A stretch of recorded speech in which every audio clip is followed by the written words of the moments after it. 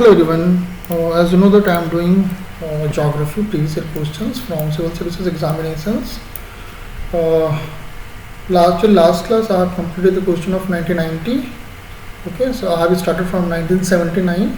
Okay, so today we are going to see the question of 1991. This will be the part 1 because these years they have asked many questions from the geography, so I am splitting in many parts. Okay, and I'm not interested to make a very big video, okay, because in one go you can't watch that kind of videos itself. Okay, so anyway, this is about myself. I did master from IIT Bombay, and I'm the former assistant professor, and I've also taught in foreign university.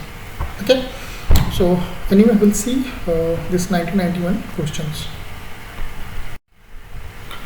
Okay, so the first question from 1991 highest prelims is neap tides, okay, are produced in the first and third quarters of the moon. Okay, so what is like are produced, neap, how it is produced. So the moon and the sun are in conjunction with the other planets. Okay, the moon and the sun are in opposite to each other. The attraction of sun and moon are at a right angle to each other. The moon and the sun are the quadrant position to each other. Okay, so the how this neap tide produced in the first and third quarter. Okay, so this is actually because of the attraction of sun and moon are at right angle to each other. Okay, this is the main reason of production of neap tide. Okay, so if you're knowing is fine. If you study geography, you will find this statement itself. Okay, so as of now, if you don't, please remember from here. Okay, देखिए कई चीज़ें जो fact base होता है उसको आप previous question से याद कर लो, उसके लिए कोई बहुत ज़्यादा कॉन्सेप्ट की ज़रूरत नहीं है. Because if you are reading the book, you will find the same statement. Okay, so the fact base you can read from anywhere, wherever you are getting, you just memorize for a longer time, at least till your exam. Next question: which one of the following industry is not a raw material localized industry? देखिए यहाँ पे gap होगा. Okay, so cotton industry, cotton textile industry, sugar industry, cement industry, glass industry. So they are asking not a raw material localized industry. So this is actually glass industry. Okay, glass industry is not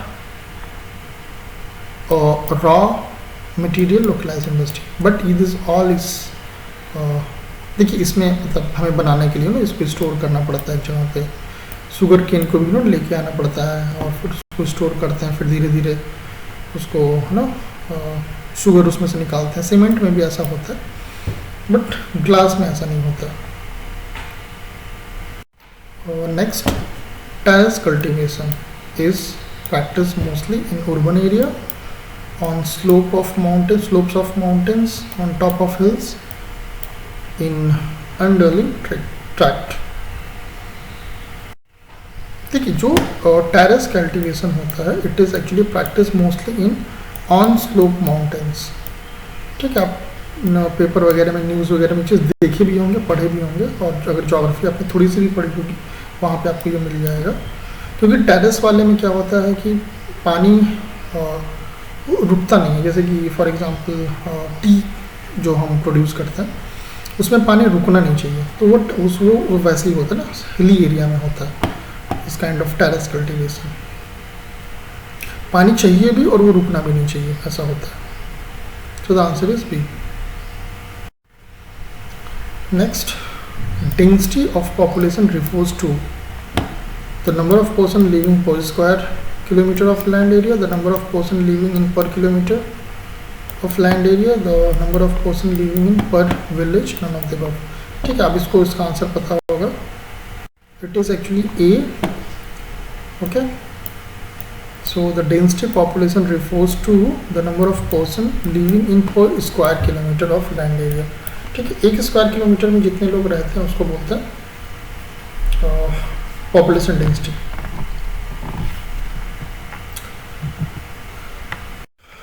next, seasons on earth are caused due to. ठीक है, जो हमारे अर्थ में seasons होते हैं जैसे कि winter होता है, समर होता है, बारिश का मौसम होता है, वो कैसे होता है, क्यों होता है, that there asking here. The electrical orbit of the earth, alteration of range in speed and the revolution of the earth, inclination of the earth on its axis and of rotation, the difference in the amount of energy received from the sun. इसका answer actually see होगा. the inclination of earth of its axis rotation. जो हमारा अर्थ है उसकी axis है ना, उससे एकदम स्ट्रेट नहीं, वो थोड़ा सा इंक्लाइन है. इंक्लाइन होने की वजह से जो हमारे सेशन होते हैं वो होता है. ठीक है, so the answer is C. Next, in which of the following products have Bangladesh emerge as the main competitor to India in the world. ठीक है, I think you can answer this question. Bangladesh की ज्योग्राफी आप थोड़ा भी पढ़े होंगे तो you can answer this question. Cotton garments, jute, cement, pharmaceutical. Okay, so actually jute जो बांग्लादेश में होता है, जूट का प्रोडक्शन काफ़ी ज़्यादा है. So the answer is B. Next question, which of the following metals is extracted from the monazite sand found in plenty in India? Gold, uranium, thorium, copper. So this is actually thorium. ठीक है, ये जो हमारा मोनेसाइट जो sand होता है, इससे हम लोग थोरियम प्रोड्यूस करते हैं इंडिया में. Okay, extracted. ये एक्सट्रैक्ट प्रोड्यूस नहीं बोलते हैं, उसको एक्सट्रैक्ट किया जाता है from the monazite sand found in plenty in India. Okay, so the answer is C. ये important question है, आप इसको इसका आप जो भी ऑप्शन है, अभी आंसर है उसको आप याद रखिए, ये क्वेश्चन आ सकता है. Next, which one of the following pairs is correctly match? Naugaon, okay, Maharashtra, Palamu Gujarat, Gir Madhya Pradesh, Amaravati west Bengal. देखिए तो गिर तो गुजरात में है. Anyway will see that correctly match.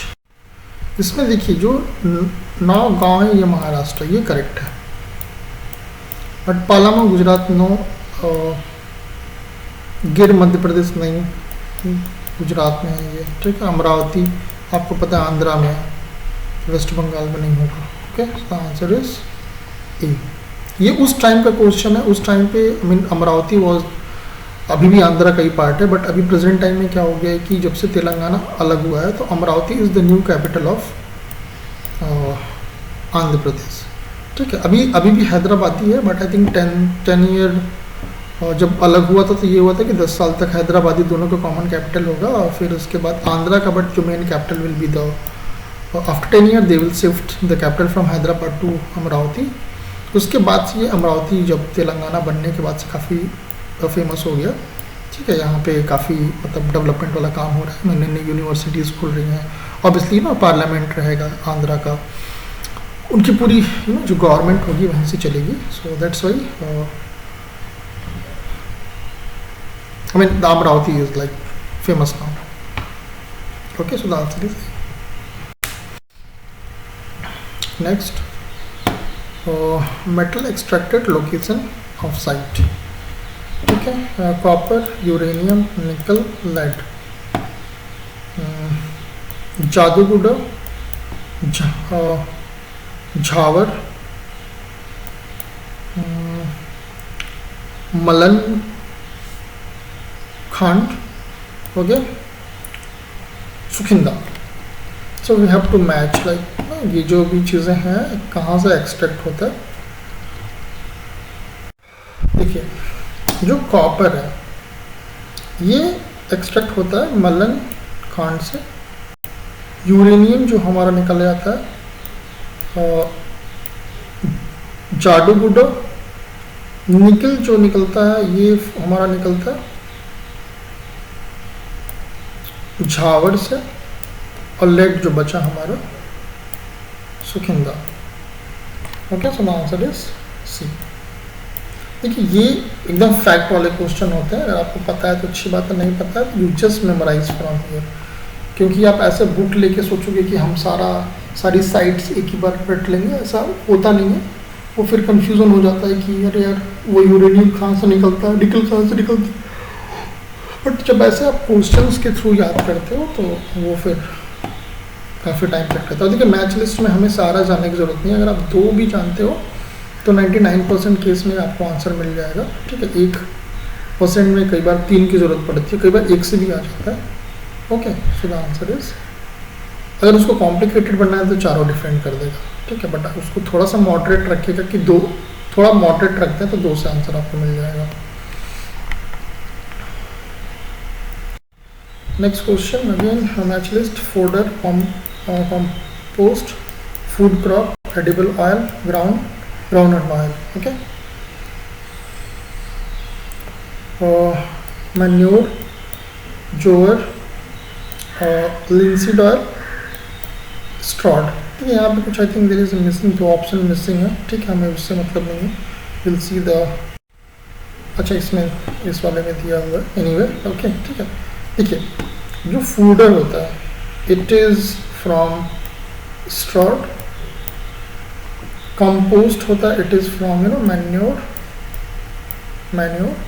और फूड क्रॉप्स जो होता है इट इज़ जोअर, और जो एडिबल ऑयल होता है इट इज़ एक्चुअली ग्राउंडनट, जो या मूंगफली जो बोलते हैं ना, ग्राउंडनट ऑयल एडिबल होता है। देखिए हम लोग इंडिया में जनरली मस्टर्ड ऑयल यूज़ करते हैं खाने में, but I have work in China for almost 6 months, so when I was there obviously we have to cook, okay, as an Indian we have to cook there। अब हम लोग उनका खाना तो काफ़ी समय तक नहीं खा सकते, कभी कभी चलता है।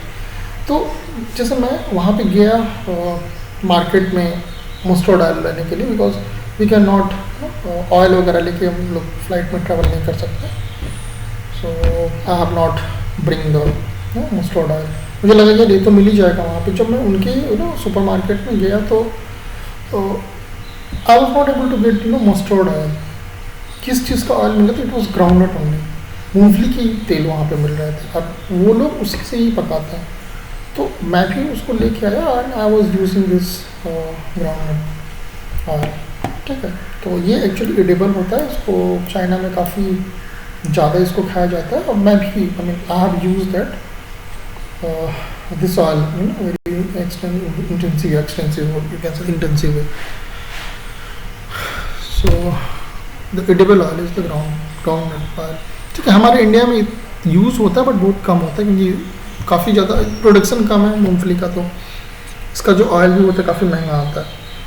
वहाँ पे चाइना में तो वही पैदा करते हैं, तो उनके पास दिस ऑयल इज यूज। आपको पूरी मार्केट में आई मीन ऑयल में आपको ग्राउंडनट ऑयल ही मिलेगा। Okay, so the answer is D. Next, Jupiter completes 1 orbit of sun in, ठीक है, ये कितने जुपिटर होता है वो सन की ऑर्बिट कितने साल में कंप्लीट करता है?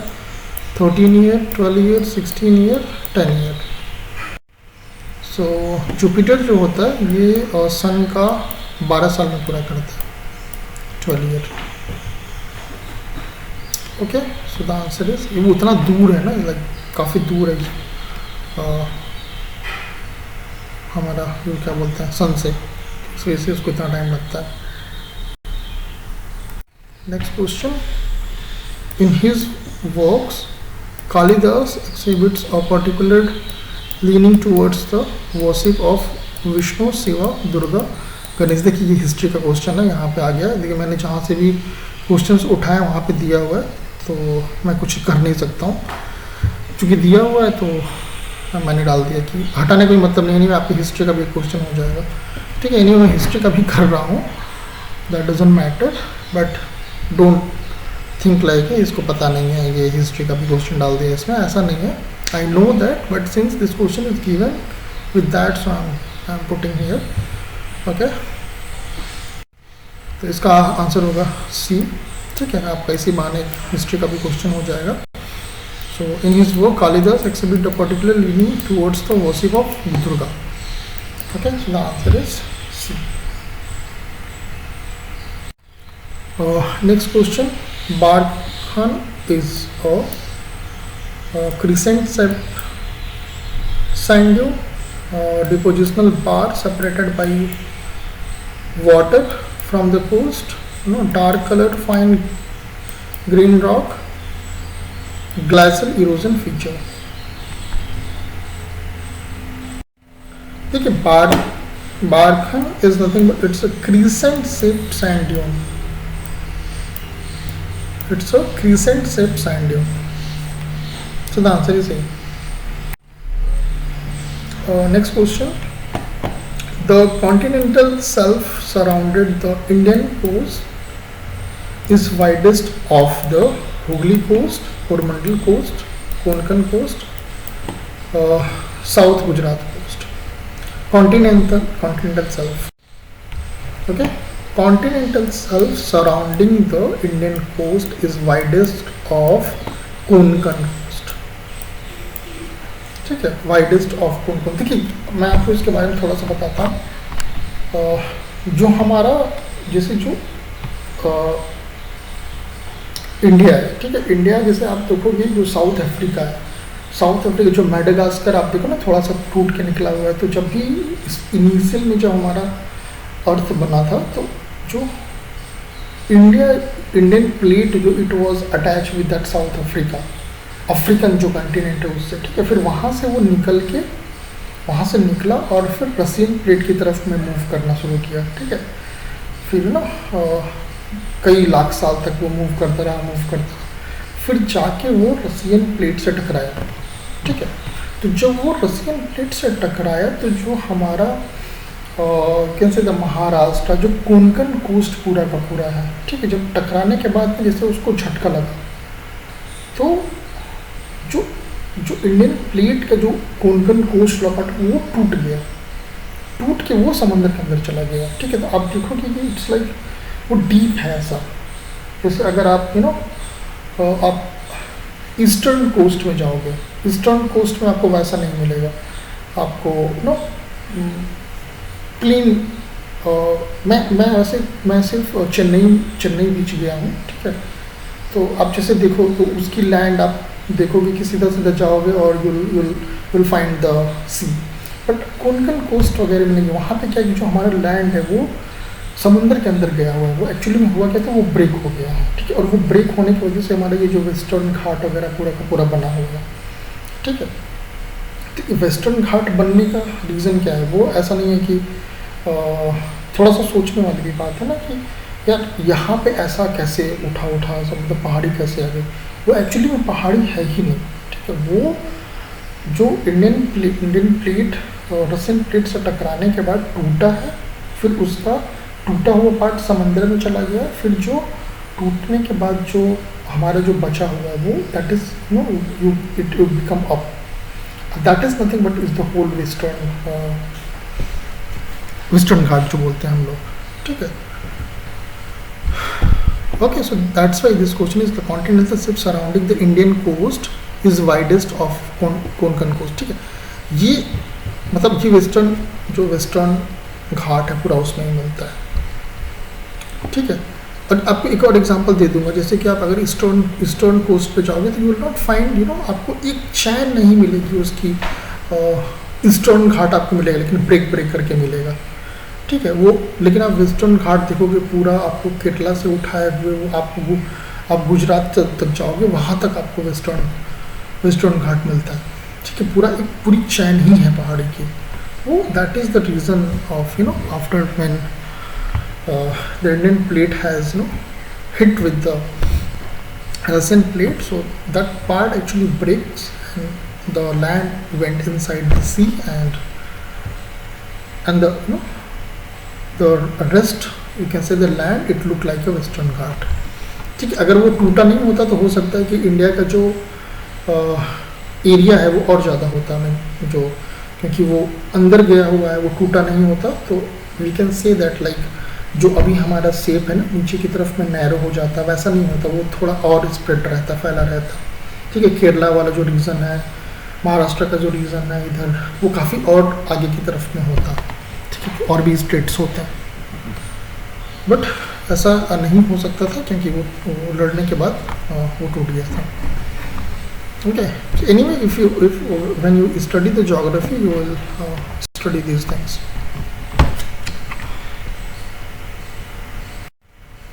Okay, so this is the end of 1991 question. This was the first part. I will come up with the more part. Okay, thank you.